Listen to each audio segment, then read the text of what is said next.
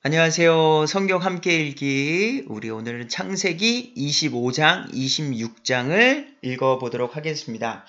같이 성경책 펴시고 눈으로, 입으로 따라 읽으면서 말씀 속으로 들어가 보도록 하겠습니다. 그때에 아브라함이 다시 아내를 취하였는데 그때가 언젠가요? 24장을 보면 이제 이삭이 리브가와 결혼을 하게 되고 그녀를 사랑하게 되고 어머니 사라를 죽고 나서 슬픔에 있었을 때에 리브가로 위로를 얻었던 그때에 아브라함이 다시 아내를 취하였는데 그의 이름이 그두라더라. 그래서 2절부터 4절까지 그드라의 자손의 이름들이 들어가 있어요. 그리고 나서 아브라함이 5절에 이삭에게 자기의 모든 소유를 주어요. 그리고 아브라함이 취한 첩들이 있었는데 그 첩들의 아들들에게는 선물을 주고 그들을 이삭을 떠나게 해서 곧 동쪽 지방으로 가게 합니다. 그러니까 오로지 이삭만을 남겨두고 나머지 첩들의 아내를 떠나버리게 되는 거죠. 왜 그랬을까요? 여기서 아브라함이 상당히 지혜롭다고 저는 느껴져요. 창세기 21장 9절 기억나세요? 이 사건에서 21장 9절에 이스마엘과의 안타까운 형제 간의 싸움이 있었죠. 싸움이라기보다도 이때는 이삭이 어렸기 때문에 이스마엘에게 이삭이 완전히 희롱을 당했어요. 21장 9절에 사라가 보니 이집트 사람 하갈의 아들 곧 그녀가 아브라함에게 낳아준 아들, 그러니까 하갈의 아들, 첩의 아들 이스마엘이 이삭을 희롱하더라. 형제 간의 분쟁을 아브라함은 예방을 했던 거예요. 우리가 아무리 피를 나눈 형제라고는 하지만 우리의 믿음과 사상과 생각이 다르면 싸움이 일어날 수 있고 분쟁이 일어날 수 있어요. 그러다 보니까 하나님께서 말씀하신 그 이삭에게 너의 대를 이을 큰 민족을 이룰 사람은 누구라 그랬죠? 이삭이라 그랬어요. 그러니 아브라함도 당연히 이삭에게 집중을 해야 하고 그에게 장자권을 비롯해서 모든 것을 넘겨줄 때에 다른 형제들이 아멘, 하나님의 뜻이니까 이삭에게 모든 걸 주십시오. 안 그런단 말입니다. 왜 이삭만 사랑해? 라고 말할 수 있다는 거죠. 이러한 형제 간의 분쟁이 가득한 게 37장부터 시작되는 요셉 이야기가 있습니다. 이제 그거는 37장에 가서 시작을 해보도록 하고요. 그래서 아브라함은 이러한 것들을 예방하기 위해서 첩의 아들들을 떠나보내게 한다는 거죠. 그리고 나서 이제 이삭이 하나님의 언약을 성취하기 위해 준비를 하고 7절에 아브라함이 죽게 됩니다. 아브라함이 누린 횟수의 날이 이러하니 175년이라. 175세 때 하나님의 부르심으로 이 세상을 떠나게 돼요. 그때에 아브라함이 숨을 거두니라. 그가 나이가 충분히 들어 늙고 횟수가 차서 죽어 자기 백성에게로 거두어지매. 결국 사라를 묻었던 막벨라 굴에 이삭과 이스마엘이 아버지를 묻게 됩니다. 아브라함에게 하나님께서 말씀하셨죠. 네 본토 아비 집을 떠나서 내가 너에게 보여줄 땅으로 가라. 너로 큰 민족을 이룰 것이다 라고 말했지만 지금 이 당시에 아브라함이 175세에 죽을 때 그 큰 민족이 이루어졌나요? 아니에요. 하나님께서는요. 하나님의 때에 하나님의 방법으로 하나님께서 선택하신 사람을 통하여서 역사하시는 거예요. 우리는 하나님의 계획에 쓰임받는 사람일 뿐입니다. 하루하루 믿음으로 나아가고 하나님께서 이루실 것을 기대하는 믿음으로 사는 거죠. 자, 10절 보겠습니다. 아브라함과 그의 아내 사라가 거기에 묻히니라. 이제 모두가 죽게 돼 있다는 것을 반드시 기억해 주시고 우리는 오늘 하루도 믿음 안에서 최선을 다해서 살아가길 간절히 부탁드립니다. 자, 11절 아브라함이 죽은 뒤에 하나님께서 그의 아들 이삭에게 복을 주시며 이삭이 라헬로이 우물 곁에 거하더라.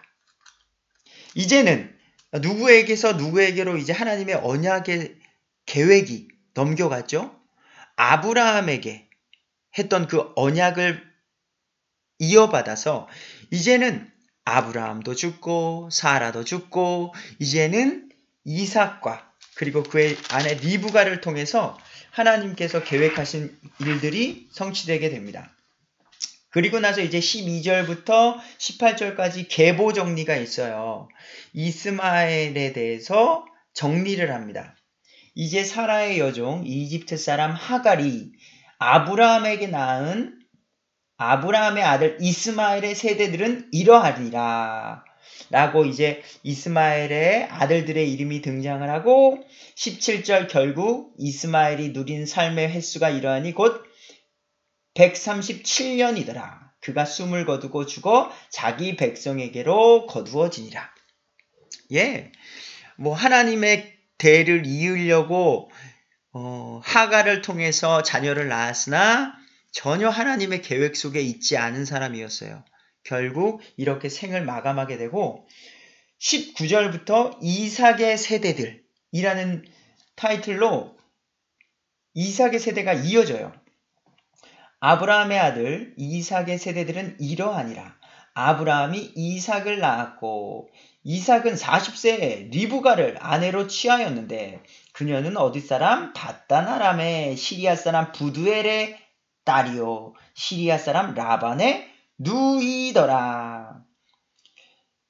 자, 그래서 이렇게 이삭의 계보를 정리한 후에 21절에 문제가 발생이 돼요. 뭐냐? 이삭이 자기 아내가 수태하지 못함으로 그녀를 위하여 죽게 간구하매. 하나님께서는 분명히 말씀하셨잖아요. 창세기 22장 17절에도 내게 복을 주고 내 씨를 하늘의 별과 같이 바다의 모래같이 번성하게 하고 아브라함 때도 계속해서 말씀해 주셨는데 그래서 결국 지금 이삭만 남은 상황 이 속에서도 왜 또 리브가를 수태하지 못하게 하냔 말이에요.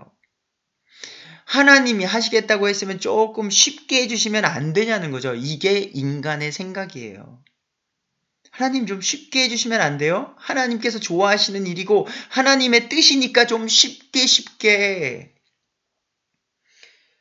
근데 지금도 마찬가지지만 아이를 갖지 못하는 아픔은 상당히 커요. 근데 이 당시에는 여인이 아이를 갖지 못하는 것은 더욱더 큰 수치였습니다. 그러다 보니 이삭과 리브가에게는 어떤 마음이 생겼을까요? 네, 더욱더 하나님을 찾고자 하는 간절함이 있었던 거예요. 사람은 힘들고 어렵고 고난 중에 하나님을 더욱더 찾게 되어 있습니다. 물론 하나님께 칭찬받는 소수의 사람들은 평안할 때에 하나님을 찾는 것들이 있어요. 하지만 대부분의 사람들은 고난 가운데 하나님을 찾게 되어 있기 때문이에요. 그래서 이삭이 그녀를 위하여 주께 어떻게 간구하매 주께서 그의 간구를 들으셨으므로 그의 아내 리브가가 수태하였더라. 하나님께서는 이삭이 하나님을 더욱더 찾을 수 있도록 꼭 감싸주고 계신 거예요. 이거는 억압과 구속이 아니라 사랑으로 감싸줘서 내가 너를 돌보고 있다 라고 하시는 거죠. 하나님께서는 그의 간구를 들으셔서 수태하게 됩니다. 22절에 아이들이 그녀의 태 속에서 함께 싸움으로 그녀가 이르되 그렇다면 왜 나는 이러할까 하고 가서 주께 여쭈었더니 왜 내 아이가 뱃속에서 자꾸 싸웁니까? 이게 임신한 태중에 배가 아팠는지 아니면 이 아이들이 자꾸 그 임신한 분은 아시겠지만 뱃속에서 이제 꾸물렁꾸물렁 거리는 것들이 계속 있었는지 엄마 리브가가 알았던 거죠. 아이들이 뱃속에서 싸운다는 것을. 그래서 주님께 여쭈었더니 23절 대답해 주시는 거예요. 주께서 그녀에게 이르시되 두 민족이 네 뱃속에 있노라. 두 종류의 백성이 너 리브가 뱃속에서부터 나누어지리라. 한 백성이 다른 백성보다 강하겠고 형이 동생을 섬기리라. 뱃속에서부터 두 민족이 나누고 형이 동생을 섬긴다는 말씀을 주십니다. 24절 그녀가 해산할 날이 찼는데 보라 그녀의 태에 쌍둥이가 있더라. 먼저 나온 자는 붉고 온몸이 털옷 같아서 그의 이름을 에서라고 했고요. 그니에 낳은 동생은 자기 손으로, 이게 재밌어요. 자기 손으로 그 갓 태어난 아이가 형이 나오자마자 형의 발꿈치를 잡았대요.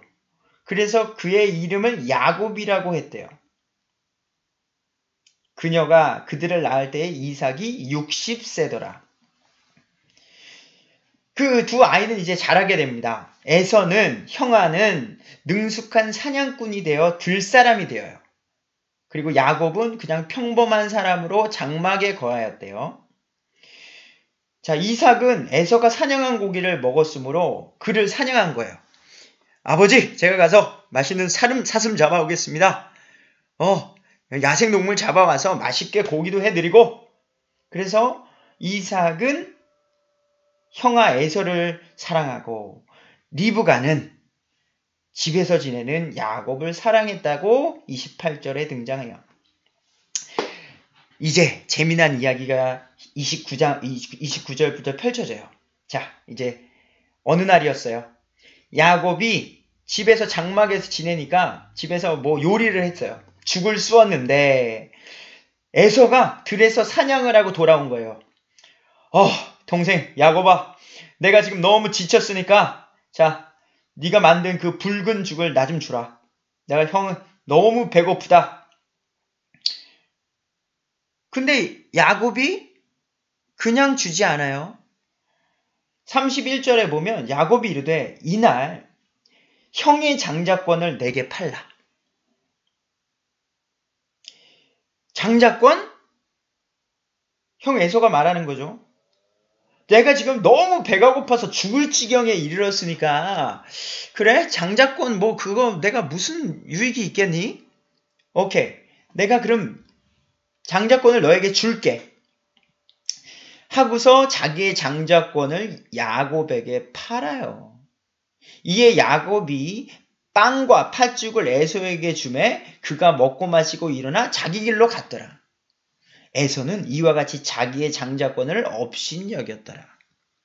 여러분, 이게 무엇이냐면 장자권은 이 당시의 문화이기도 하지만 지금 이삭의 장자권에 아브라함을 이어서 온 이삭의 장자권은요, 하나님의 언약을 성취하는 데에 쓰임받는 소중한 언약이에요.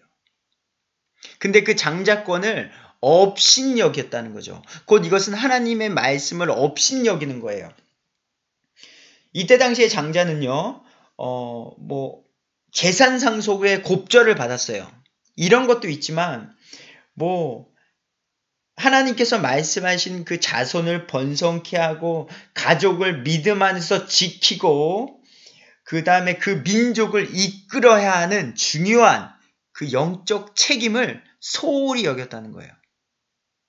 지금 우리에게도 마찬가지일 수 있습니다. 우리가 오늘 하루 믿음으로 살아가면서 아버지신가요? 자녀이신가요? 할아버지이신가요? 엄마?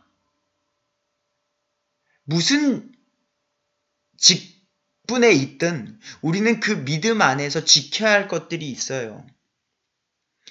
그 믿음의 권리를 오늘 우리는 수호해야 합니다. 우리의 말과 생각과 행동이 세상 사람들이 봤을 때에도 옳아야 할 뿐더러 하나님이 보실 때에도 옳아야 하기에 우리가 보는 것, 말하는 것, 생각하는 것이 구별돼야 돼요. 구별돼야 돼요.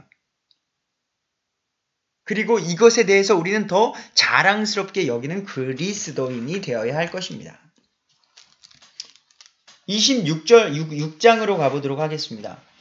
아브라함 시대에 있었던 첫째 기근 말고, 기억나세요? 창세기 12장 10절에 아브라함이 기근이 일어나 이집트로 갔던 그 기근 말고 다른 기근이 이 땅에 들었으므로 이삭이 그랄로 가서 블레셋 사람들의 왕 아비멜렉에게 이르니, 자, 지금 여기서 나온 아비멜렉은요, 아브라함이 만났던 그 아비멜렉이 아니에요.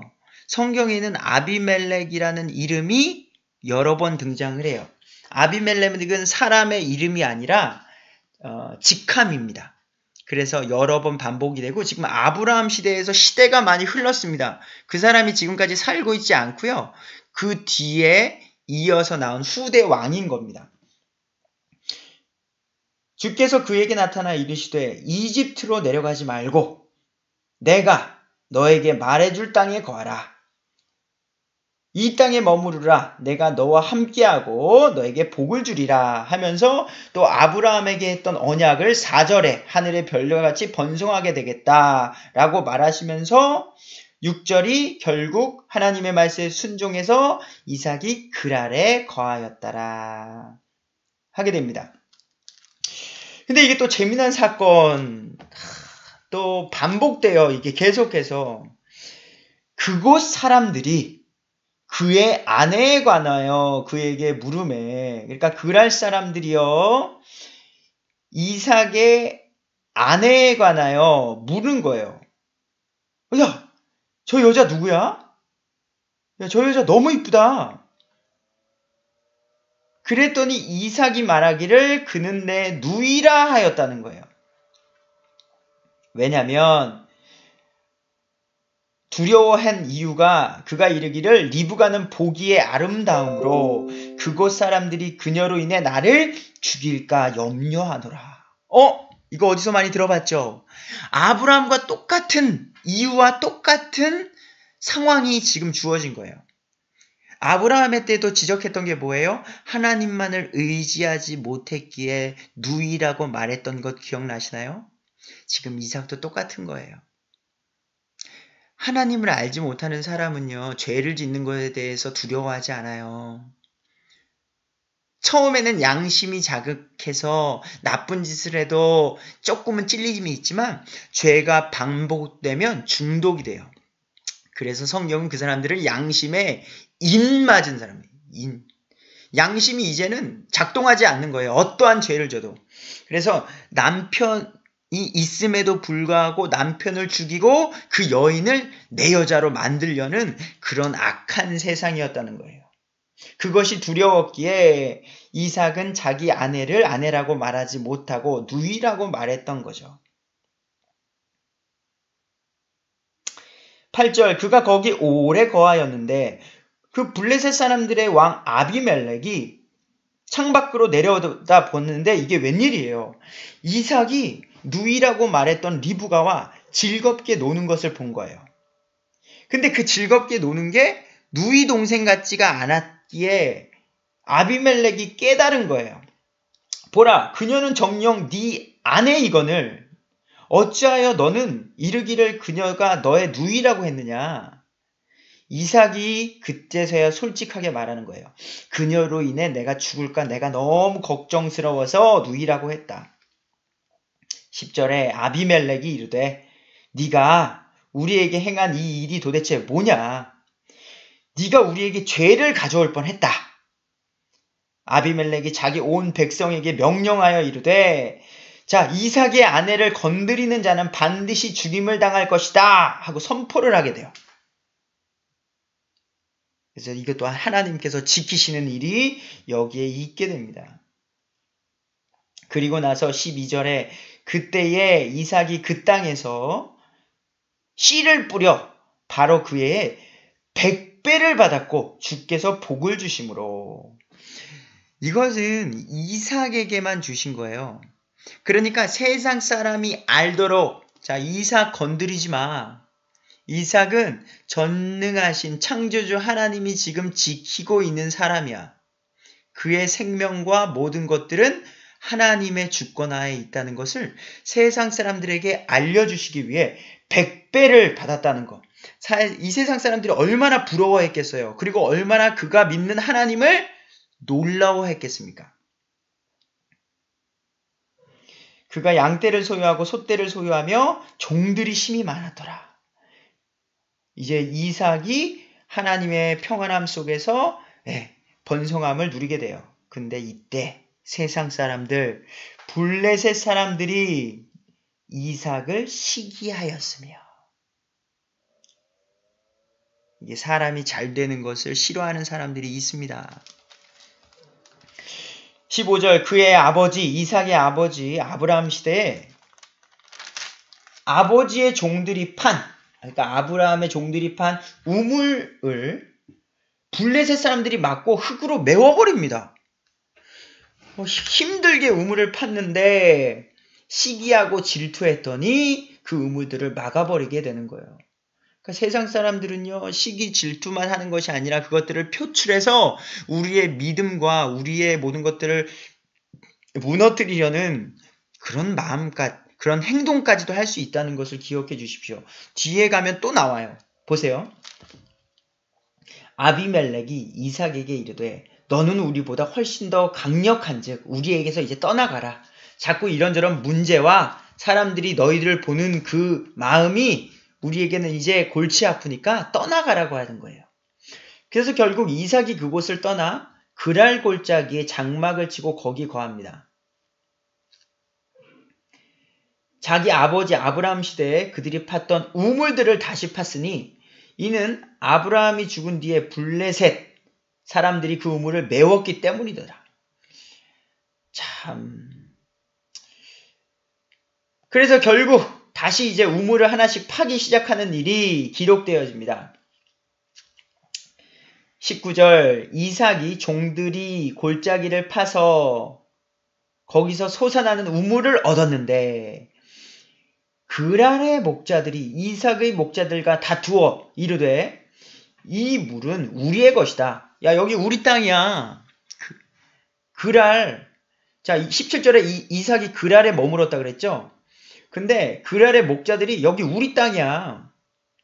그러니까 이것도 우리 우물이야. 그러니까 너희들 가. 이삭이 이건 분명히 자기 아버지의 우물이에요. 그런데 갑자기 그랄 사람들이 와서 자기 것이라고 우기니까 얼마나 속상했겠어요. 힘들게 판 그 우물, 그리고 이 당시에 물, 지금도 마찬가지지만 우리의 생명을 유지하는 그 물, 그것과 다툼이 생기자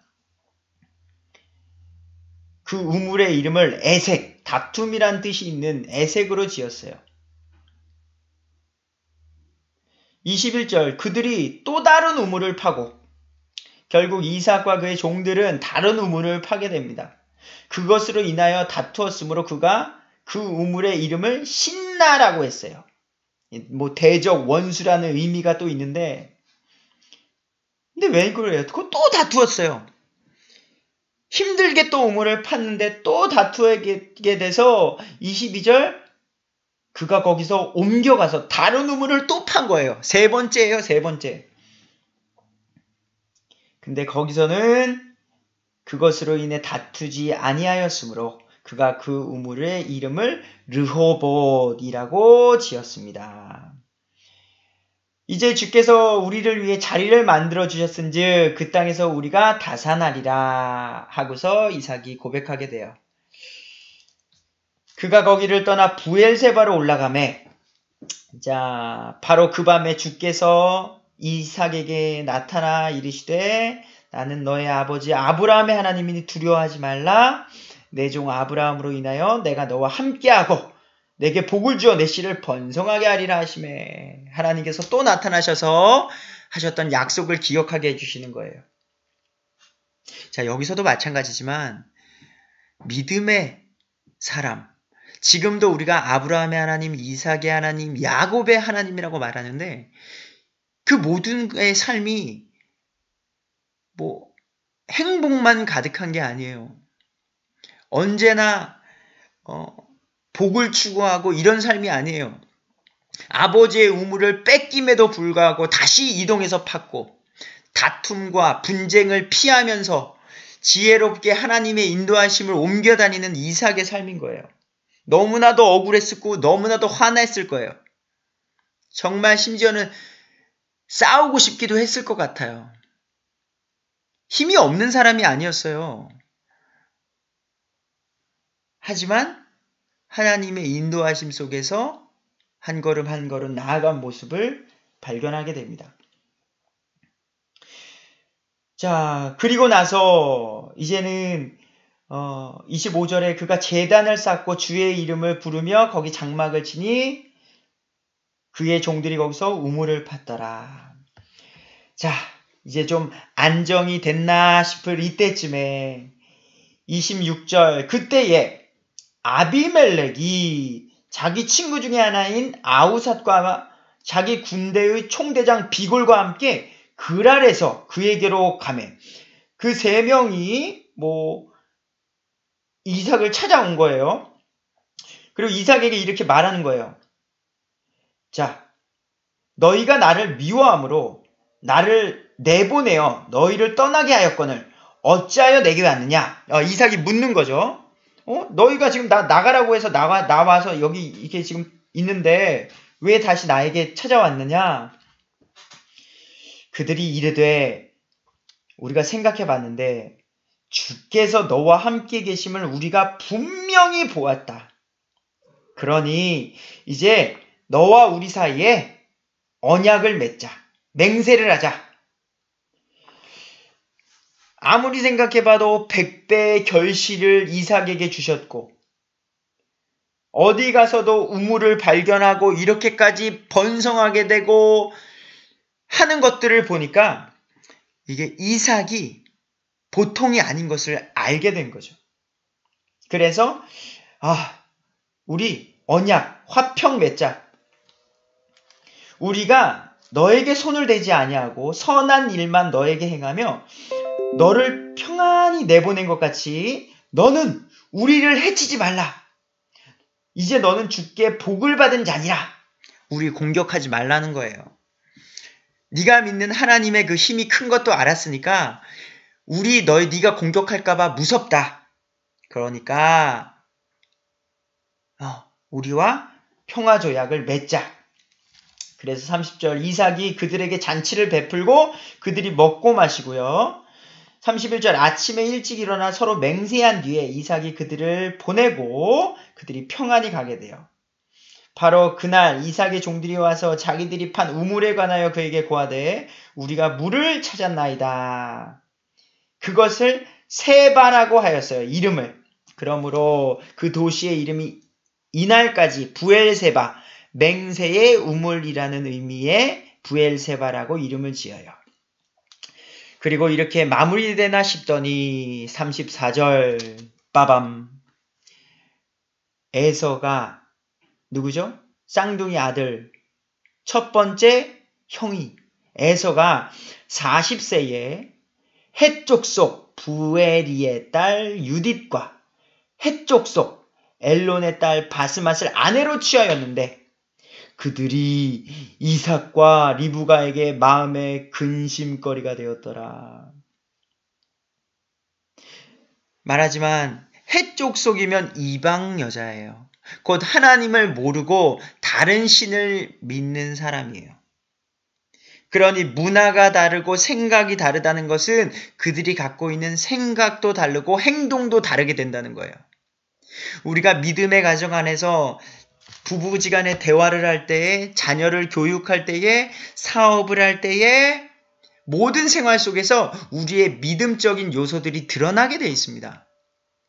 아이들을 교육하고 훈육할 때에도 마찬가지예요.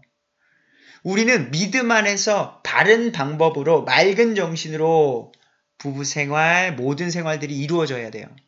하지만 이방 여자가 옴으로 인해서 기도합시다 라고 말했을 때 그 사람은 뭐예요? 기도 안 해요. 하나님의 말씀은 이렇습니다 라고 말했는데 아니요. 내가 믿는 바알은 이런데요. 그러니까 각자의 종교는 인정하고 우리 각자 그냥 인간적인 생활만 하자. 이거는 그리스도인의 생활이 아닌 거죠. 근데 에서가 누구를 선택했어요? 이방 여자를 만났을 뿐더러 이방 여자가 한 명이 아니라 일부 다처제를 하나님께서 옳게 보시지 않는 일로 가다 보니까 믿음의 사람 이삭과 리브가에게 마음의 근심거리가 됐다고 26장이 마무리되고 있다는 거죠. 자, 이제 27장 속에서 또 어떤 이야기가 준비되어져 있는지 기대해 주시면서 우리 다음에 뵙도록 하겠습니다.